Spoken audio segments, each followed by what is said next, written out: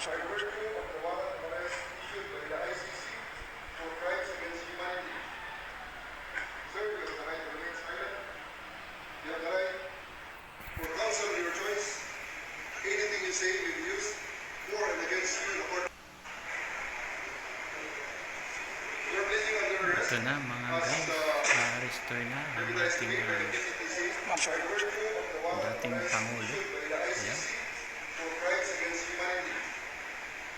Sir, you have the right to remain silent. You have the right for counsel of your choice. Anything you say may be used for and against you in the court. You're placing under arrest as deputized to me by the PCTC. Version of the warrant of arrest issued by the ICC for crimes against humanity. Sir, you have the right to remain Dating silent. Pangulong Rodrigo Duterte, binasahan ng Miranda rights ng CIDD Chief Police Major General Nicolas Torre III.